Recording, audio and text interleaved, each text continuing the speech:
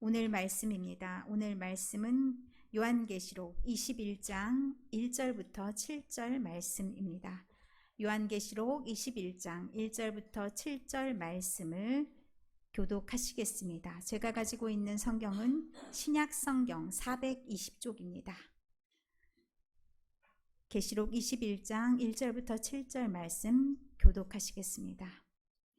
또 내가 새 하늘과 새 땅을 보니 처음 하늘과 처음 땅이 없어졌고 바다도 다시 있지 않더라.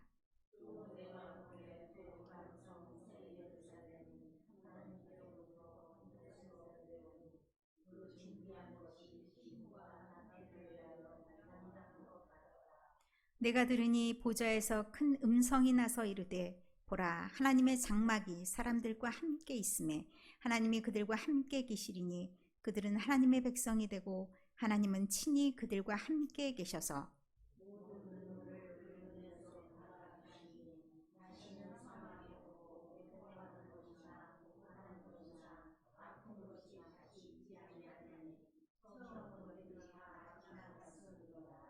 보좌에 앉으신 이가 이르시되 보라, 내가 만물을 새롭게 하노라 하시고 또 이르시되 이 말은 신실하고 참되니 기록하라 하시고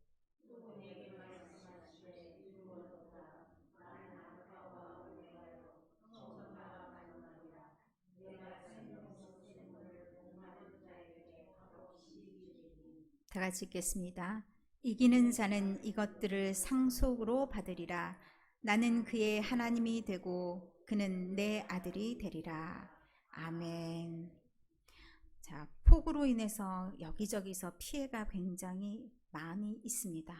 여러분들은 폭우가 훑고 지나간 자리가 느껴지십니까? 아니면 괜찮습니까? 어제 괜찮습니까? 이 동네는 좀 많이 우리 동네, 우리 교우들이 계시는 동네는 그래도 좀 안전한 것 같습니다. 사택은 옆이 좀 무너졌어요. 그래서 신고를 한 상태입니다. 그랬더니 뭐라고 얘기하냐면 지금은 너무 인력이 부족해서 알아서 심한 것 같으면 어디 피해 있고 알아서 잘하고 있다가 인력이 닿으면 그때 와서 해주겠다고 말하더라고요. 지금 상황이 그와 같은 상황이기도 하고 어제 또 제가 생일 케이크를 준비하러 오송 있는 쪽으로 나갔는데 강내죠. 잠겨 있더라고요. 그래서 방향을 틀어서 가경동 쪽으로 갔는데 어쨌든 그와 같이 좀 어려운 상황들에 놓이신 분들도 꽤 많이 있는 것 같습니다. 교회들도 단절돼서 교회인들이 오늘 예배에 올 수 없는 교회들도 있더라고요. 교회 근처에 하천이 있거나 또 너무 평야 이런 지대는 또 잠겨서 그런 어려움들이 있는데 우리는 그런 어려움을 피해갔다고 박수치고 있는 건 아니고 우리는 좀 그 무서운 상황 속에서 또 언제 끝날지 모르는 그런 상황이잖아요. 피해갈 수 있도록 또 기도를 해야 되면서 한편으로 그들을 위해서도 기도해야 되겠습니다. 그런데 이 비를 다 그 어마어마한 비, 보통의 비는요 약간 휴직이라는 게 있잖아요. 잠깐 쉬기라도 하는데 쉬지도 않고 이렇게 무섭게 내리는데 이러다 다 쓸어가는 거 아니야? 라는 느낌이 들기도 했습니다. 하나님이 약속하셨는데 설마 홍수로 우리를 망하게 하겠어? 이런 생각을 한편으로 하면서도 와, 무섭다. 이런 생각을 참 많이 하게 됐습니다. 이런 상황 속에서 우리가 또 이 절박한 상황 속에서 또 어려운 상황 속에서 우리가 기억하고 살아가야 될 것들은 또 무엇일까? 이것이 혹시 우리에게 하나님이 들려주시는 그런 말씀은 아닐까?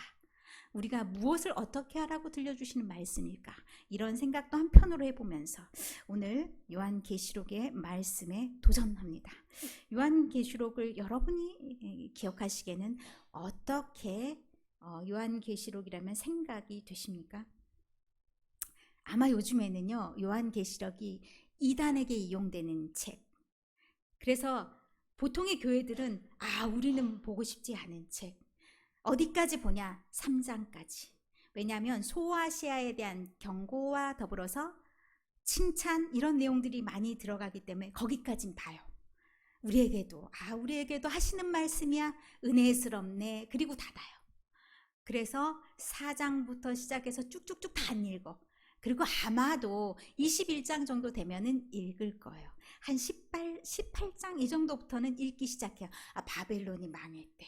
망할 것들은 망해야 돼. 그리고 이제 뭐예요? 하나님이 새 하늘과 새 땅을 만들었대. 이렇게 다시 돌아오는 이 시점에 이 말씀이 있습니다. 그런데 이거는 우리가 요한계시록을 굉장히 오해하는 부분이기도 합니다. 요한계시록을 가장 많이 활용하는 데가 어디냐면요, 요즘 젊은이들이 좋아하는 게임입니다. 게임에서 이 소재를 굉장히 많이 활용을 합니다. 이게 활용된다는 거는 어떤 의미로 활용이 되냐면, 역사적인 배경은 깡그리 무시하고 영적인 싸움, 천사들과, 그러니까 하나님을 대변한 천사들과 악마, 마귀, 용, 이런 두 세력이 맞붙어 싸우는 전장터로서 이 우주적 전쟁을 다룹니다. 어마어마 좋아합니다. 무시무시하게 생긴 애들 막 등장하고요. 상징적인 그런 것들이 많이 등장하기 때문에 인기 있는 그런 게임이 됩니다. 그런데 이것은 사실은 잘못 극단적으로 이용하는 경우입니다. 이런 말씀이, 요한계시록의 말씀이 그런 의도로 쓰여진 책은 아닙니다. 네, 상당히 많이 그렇게 오해되고, 사실은 이단들도 그런 식으로 해서 양극단의 세력들이 싸우는 이 전장터, 이런 식으로 이 세상을 이해하도록 돕습니다. 그래서 사람들이 벌벌벌 떨면서 굴복할 수 있도록 이렇게 만들어준 역할을 합니다. 특별히 숫자 14만 4천에 들어야 돼, 그 사람만 생명책에 들어있어, 이렇게 오해하기 쉬운. 그런데 그 말이 아니거든요. 666이라는 숫자도 그게 아니거든요. 그런데 정말 잘못 호도해서 잘못된 길로 가기가 딱 쉬운 그런 말씀이 되고 있습니다. 그런데 원래 요한계시록이라고 했을 때 계시라는 것은 아포칼립시스라는 헬라어를 사용합니다. 이거는 감추어진 것, 덮어 있는 것을 우리가 보자기가 딱 덮여 있어요. 그런데 샥 열면 어떻게 되나요? 그 안에 무엇이 있는지 알게 되는 거잖아요. 그런데 모두에게 공개되는 건 아니에요. 하나님이 말씀을 들려주시고 특별한 사람들에게 보여주셔요. 그 특별한 사람들이 어떤 사람들일까? 그 특별한 사람들은 하나님의 말씀을 믿는 자들에게는 그 덮여졌던 것들이, 그 감추어졌던 것들이 보여지는 그런 효과가 있는 거죠. 이 요한에게 주신 말씀, 요한에게 보여주셔서 다른 성도들에게 알려달라고 주신 말씀이에요. 특별히 수신자가 아마 소아시아의 7교회, 그 직접적인 수신자들은 그런 교회가 될 것입니다. 그 교회, 어찌 보면 어마어마한 환난 가운데 있고 어마어마한 핍박 가운데 있는 사람들에게 이 말씀을 들려주시면서 너희가 지금 가지고 있는 이 어려움이 어디서 왔는지, 이 사람들이 당하는 고통이 어디에서 왔는지, 이 고통의 끝은 있는지, 이런 이야기들을 들려주신 겁니다. 이 사람들이 당하는 고통의 문제는 사실은 이 사람들이 로마 제국 하에서 살아가는 것에서부터 있습니다. 큰 나라, 성경엔 바벨론이라고 많이 표현이 됩니다. 이 바벨론이 어떤 식으로 돌아가냐면 힘으로 돌아갑니다. 힘. 그래서 기병이 나오고요, 말을 탄 자들이 나오고요, 그런 자들, 그런 힘 있는 사람들이 절대로 지릴 것 같지 않죠. 그리고 경제적으로도 아주 부유합니다. 상업이 아주 발달했습니다. 그러면 그 힘이 다 있는 거잖아요. 있을 것 다 있으면 그 사람들에게 사람들이 많이 굴복합니다. 하나님의 백성들도 많이 굴복합니다. 그래서 그들 중에서 넘어간 사람들도 참 많이 있습니다. 그래서 바벨론을 한편으로 로마를 한편으로 어떻게 비유하냐면 음녀로 비유합니다. 꼬시는 여자죠. 그래서 많은 사람들이 그 유혹에 넘어가서 결국 끝까지 승리하지 못하고 중간에 저쪽으로 돌아가신 분들이 돼버렸다. 이런 것들을 표현하기 위해서 음료라는 표현을 씁니다. 그런데 진정으로 이 사람들이 이 어려운 상황 속에서 로마 제국에서 로마가 아닌, 그러니까 로마를 신봉하던가 이 제국을 신봉해야 돼요. 제국에 이익이 되는, 제국에 충성하지 않는 이런 사람들에게서는 가만 놔두지 않습니다. 핍박합니다. 탄압합니다. 그런데 이거를 거쳐가지 않고 이거에 반기를 들면서 이것을 옳은 것이 아니라고 생각하면서 살아갈 수 있었던 사람들이 누구였냐? 하나님의 말씀을 붙들고 살아가는 사람들이었습니다. 왜냐하면 로마 제국의 유익을 되는 것은 어떤 것이나 받아들여야 되고 그것이 신앙에 위배되더라도 받아들여야 된다는 것이 로마 제국의 지론이었고, 또한 황제가 마치 신처럼 받들려서 황제를 숭상하는 것이 있었습니다. 그것도 또 해야 되는 것이 로마 제국하에서 살아가는 것이었습니다. 나는 그것을 안 하겠어 라고 과감하게 담대하게 말할 수 있는 사람들이 별로 많지 않았습니다. 그들이 7교회와 같은 그런 교회들, 그 중에서도 아주 정신 똑바르게 차리고 살아가는 그런 일부의 사람들, 그런 신앙인들이 있었습니다. 그런 신앙인들에게 오늘 요한계시록이 들려주는 말씀은 용기를 잃지 말아라. 세상의 끝은 있다. 하나님께서 만드셨는데, 이 땅을 여셨는데 하나님이 그 역사의 끝도 마무리하신다. 그러니 이것이 계속될 것 같고, 이 안에서 이 사람들의 말을 듣지 않으면 다 죽을 것 같고, 이러면서 그 사람들에게 휘둘리지 말고 하나님이 주신 말씀을 바로 붙잡고 나아가면 반드시 그날이 온다. 그날을 기대하면서 고대하면서 살아가라 라고 말씀을 들려주십니다. 자, 21장의 말씀을 이제 열겠습니다. 21장에 또 내가 새 하늘과 새 땅을 보니 라고 말씀하십니다. 이전 것은 다 지나가고 새로운 하늘과 새 땅인데, 이게 새로운 것, 신상품의 느낌의 새로운 것이 아니라 전혀 다른, 한 번도 경험해보지 못한 그런 세상, 이것을 새 하늘과 새 땅이라고 얘기합니다. 처음에 하늘과 땅이 왜 없어져야 됐을까요? 하나님이 창세기 1장, 2장에 보면 이 세상 모든 만물을 다 창조하셨습니다. 그리고 하나님이 보시기에 좋으셨다 라고 했는데, 그것을 싹 없이 한 이유가 무엇일까요? 하나님의 말씀대로 살고 하나님과 더불어 잘 살았으면 그 땅과 그 하늘이 없어질 이유가 전혀 없었겠죠. 그런데 그 하늘과 땅 아래서 죄악이 생기고 하나님과의 교제가 끊겨지고 하나님을 가까이서 대하는 것이 아니라 하나님과의 담이 생겼어요. 그래서 하나님을 온전히 섬기지 못한 그런 세상이 돼서 하나님이 이제는 그 하늘과 땅을 없이 하고 새 하늘과 새 땅을 만드셔서 전혀 다른 곳, 하나님과 진짜 교제가 일어나는 그곳을 만드셨다라고 얘기합니다. 그러면서 이 땅에 없어져야 될 것을 없앴는데, 처음에 하나님이 창조하신 것에는 바다가 있었습니다. 근데 바다라는 것은 혼돈을 의미하기도 합니다.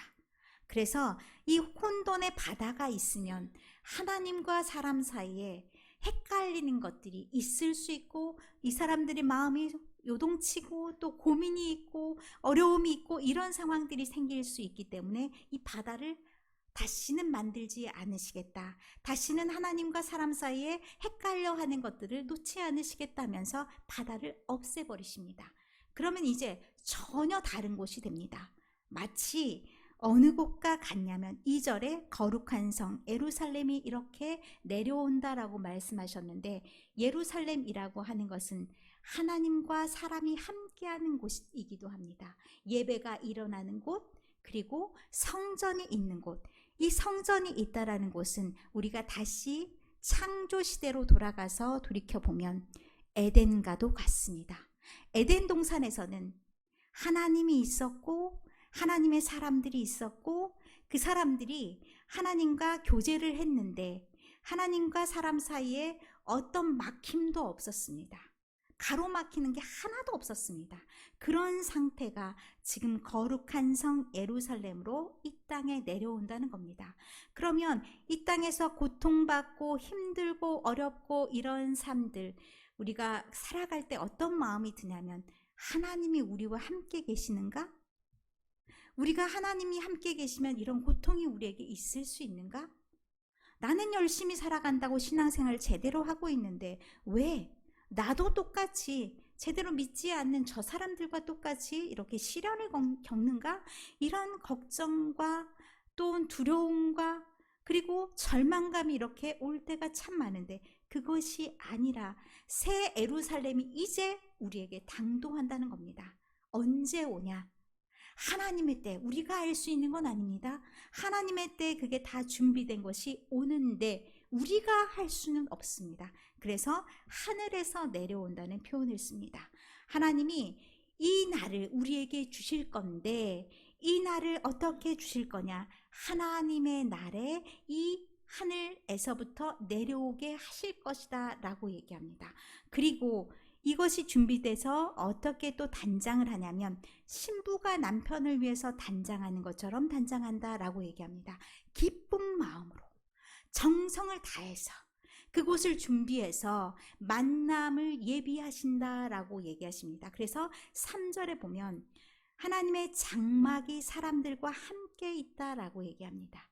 이게 레위기 26장에 나오는 말씀이 이것에서도 연결이 돼 있는데 미시칸이라고 해서 하나님과 하나님의 백성들이 만나는 장소, 그런 의미에서 회막이라는 의미로도 사용이 됩니다.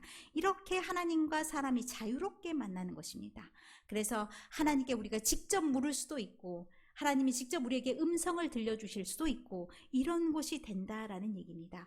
하나님과 우리가 자유롭게 모든 것을 의논하고 나아가고 내가 어떻게 행해야 되는지 어떤 것을 하나님께서 원하시는 건지 하나님께서 우리에게 주시고자 하는 것은 무엇인지를 직접 의논할 수 있는 그런 장소, 그런 장소로서 이 거룩한 성 예루살렘이 등장하는데 이런 예루살렘이 오게 되면 그 이후에 나타날 일들을 4절에 얘기하십니다.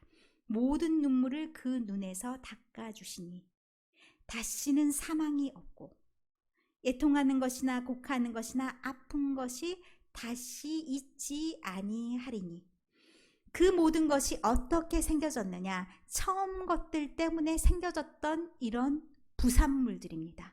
처음 것들, 새하늘과 새 땅을 하나님께서 처음에 만드셨을 때 그 이후에 사람들이 범죄함으로 인해서 생겼던 이런 어려움들이 다 없어진다고 얘기합니다. 죄악된 세상을 살아가다 보면 하나님이 그에 대해서 심판을 하시고 심판이 하나님을 믿지 않는 사람들에게만 임하는 것이 아니고 그 안에서 모두가 당하는 고통들도 있습니다.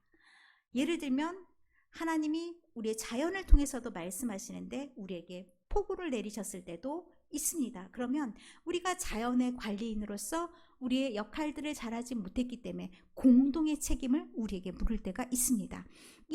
그러면서 우리가 당하는 고통이 눈물이 될 때도 있고 그 다음에 사망이 될 때도 있고 애통이 될 때도 있고 곡하는 것이 될 때도 있고 아픈 것이 될 때도 있습니다. 이 모든 것들, 우리가 하나님과 관계가 멀어져서 생겼던 모든 고통들, 이 모든 고통들을 하나님께서 어떻게 하시냐? 싹 쓸어가 주신다고 말씀합니다. 이것이 전혀 새로운 하늘과 새 땅에서 이루어지는 말씀이라는 거죠. 그래서 하나님께서 또 말씀을 하시는데 이게 누가 보장을 해주냐라고 말씀하시냐면 하나님께서 내가 만물을 새롭게 하노라 하시고 이 말은 신실하고 참되니 기록하라 하셨다. 그러면 이것이 그냥 내가 말로만 하고 끝나는 것이 아니라 기록을 통해서 남겨서 이것이 정말로 이루어질 것이다 라는 것을 하나님께서 보장해 주신다는 겁니다. 그러면 믿는 자들이 이렇게 하나님을 신실하게 믿고 나아가는 자들이 하나님의 말을 믿고 나아간다면 그 다음에 이루어져야 될 일들이 정확하게 이루어진다는 얘기입니다. 6절에 말씀합니다. 하나님이 알파와 오메가다. 많이 들어봤죠. 예전에 강단에 보면 알파와 오메가 A자 같이 생기고 이렇게 생긴 알파와 오메가 글씨가 새겨져 있습니다. 이게 시작과 끝이라는 뜻입니다. 역사를 여신 하나님께서 마무리 또한 하나님께서 해주시고 그리고 하나님의 말씀을 신실하게 믿고 나아가는 자들에게는 무엇을 주냐? 생명수 샘물을 주시겠다라고 얘기합니다. 그런데 모두에게 주시는 것이 아니라 목마른 자에게 하나님의 생명수를 갈급하는 자들에게 이들에게 생명수를 주시겠다 얘기하시고 또 이기는 자 끝까지 하나님의 말씀을 붙들고 새하늘과 새 땅을 주신 하나님을 붙들고 나아가는 자들에게 이 하나님 나라를 상속으로 주시겠다라고 얘기합니다. 그리고 더불어 하나의 축복이 더 있는데 내가 그들의 하나님이 되고 그는 내 아들이 된다라고 말씀합니다. 아들이 누릴 수 있는 것은 하나님이 가지고 있는 모든 것들을 다 누릴 수가 있습니다. 그 하나님의 나라가 이들에게는 다 보여질 것이다 라고 말씀하십니다. 하나님의 심판을 피해갈 수 있는 그날이 이들에게는 열리고, 그리고 이 땅에서 강해 보이는 그 사람들에게는 이 땅에서의 삶들이 마무리되는 그날도 생긴다는 겁니다. 바벨론처럼 아주 강했던 그 나라는 하나님께서 멸하게 되고, 하나님의 연약한 자들로 보였고 그 안에서 고통을 받았던 그들은 하나님께서 다시 살려주십니다. 그런데 그들에게 반드시 필요한 게 뭐냐면 하나님에 대해서 신실한 믿음으로 나아가는 것이 필요합니다. 하나님만이 나의 구주시라는 것을 믿는 것이 필요합니다. 그 믿음으로, 그리고 하나님의 비전을 향해서 끝까지 흔들리지 않는 믿음이 필요합니다. 때때로 우리가 살아가다 보면 우리가 보여지는 현실들에 현혹되기가 참 쉽습니다. 우리가 살아가는 것이 하나님 나라에서 우리가 전적으로 살아가지 않기 때문에 하나님 나라가 아닌 그 질서들, 세상의 질서들, 세상이 요구하는 것들, 이런 것들을 따라가기가 쉽습니다. 가장 대표적인 것이 뭐냐? 돈의 가치죠. 그래서 하나님과 만몬을 함께 섬길 수 없다라는 말씀도 우리에게 들려주십니다. 우리가 보여지는 것은 잘 살면 돼. 그 잘 살면 된다라는 것이 돈을 잘 벌면 되는 것으로 그렇게 바뀔 때가 참 많습니다. 하나님이 우리에게 잘 살라고 말하는 것은 하나님의 뜻대로 잘 살라는 것이지 돈을 잘 벌라는 의미랑은 다릅니다. 그래서 하나님의 가치관대로 잘 사는 것, 하나님의 방법대로 잘 살아가는 것이 우리에게 요구됩니다. 그런데 그 길이 쉽지는 않습니다. 그리고 마지막 때가 다가올수록 그것이 훨씬 더 어렵다고 말씀하셨습니다. 그래서 때가 가까웠다라는 말씀을 하십니다. 또한 무화과 나무 비유가 있죠. 때가 그 잎이 더 진해졌으면 때가 가까운 줄 알라라고 말씀하십니다. 우리의 상황이라는 것도 예전보다 더 강팍해졌다라는 표현을 씁니다. 그 강팍해졌다라는 것이 하나님의 말씀보다 사람들이 자기 뜻대로 하는 거고, 그리고 그것이 괜찮다라고 생각해서 그대로 나아가는 그런 마음들이 있습니다. 그런 잘못된 마음들이 아니라 하나님이 주시는 마음들, 하나님의 나라를 이루기 위해서 힘쓰고 노력하는 그런 노력들, 그런 것들이 우리에게 있어야 된다는 말씀입니다. 그것이 언제까지냐면 하나님이 이 땅에 오시기까지 그것이 계속되어야 됩니다. 하나님이 오시는 그날까지 계속되어야 되는데 우리가 중도 탈락하면 절대로 안 됩니다. 제가 여러분의 삶 중에 되게 안타까운 것 중에 하나가, 요즘에는 마지막 마무리를 요양원에서 참 많이 하게 됩니다. 요양원에서 생활하면서 무엇이 안 좋냐면요, 믿음 생활하기가 참 안 좋을 때가 많이 있습니다. 그래서 힘쓰고 애쓰고 지금까지 신앙으로 달려왔는데 마지막 마무리를 믿음 없이 떨어져 나가는 경우들을 참 많이 봅니다. 마음이 참 어두워져 있는 경우들도 참 많이 봅니다. 그래서 끝까지 건강한 몸, 끝까지 건강한 온전한 정신, 그것이 우리에게 정말 기도의 이유가 되어야 될 것 같습니다. 그래서 하나님을 온전히 붙들고 하나님 나라를 소망하면서 하나님의 나라, 그 나라에 이르기까지 우리의 믿음이 흔들리지 않아야 되겠습니다. 그래서 그런 우리가 되기 위해서 기도하면서 우리가 이 땅에서 살아가면서 너무 이 땅에 영원토록 살 것처럼 머리 콕 박고 그 가치관대로만 살아가지 마시고 중간중간 하나님이 우리에게 원하시는 삶이 무엇인지 다시 한번 돌아보며 회복하면서 하나님이 그런 우리에게 회복될 삶을 꿈꾸면서 나아가시는 여러분이 되기를 간절히 소망합니다. 새 것이라고 과거랑 싹둑 잘라진 새 것 신상이 아니라 전혀 새로운 나라, 하나님이 원하시는 그 나라. 우리는 남을 도우면 안 된다고 배웠습니다. 그렇죠? 부모들도 그렇게 가르칩니다. 너만 손해봐. 그렇게 사는 것 아니야. 좀 영악하게 살아. 그런데 하나님의 나라는 어떻습니까? 서로의 눈물을 닦아주는 것이 하나님의 나라입니다. 하나님의 나라는 서로가 사랑으로서 이루어지는 것이 하나님의 나라입니다.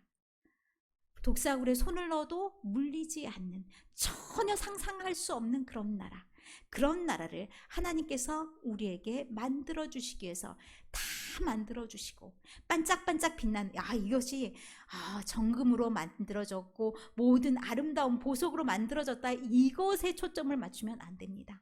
하나님이 우리에게 가장 아름다운 것으로, 우리에게 가장 필요한 것으로 다 준비해 두시고 우리를 기다리신다는 것을 염두에 두시면서 그 소망을 품고 이 땅의 괴로움, 우리가 하나님 말씀, 이 괴로움이요, 그냥 내 마음이 욕심이 이만큼 많은데 그것이 이루어지지 않아서의 괴로움이 아니라, 하나님의 나라를 이루기 위해서 애쓰고 힘쓰는데 그것이 잘 이루어지지 않고, 그리고 내가 그로 인해서 상처받고 핍박받을 때 그 어려움과 괴로움, 그 외로움과 괴로움과 절망감을 하나님께서 보듬어 안아주시고 나의 눈물을 닦아주신다는 것, 그리고 반드시 그날이 오리라는 것, 그 비전을 갖고 때때로 내가 어렵고 힘들 때 그 비전을 잊지 마시고 기도함으로 그 비전을 다시 보고, 예배할 때 그 비전을 다시 느끼면서 하나님 나라를 든든히 붙잡고 마지막 그날까지, 여러분의 눈 감는 그날까지 그 희망을 버리지 않고 믿음으로 승리하시는 여러분 모두가 되시기를 간절히 소망합니다.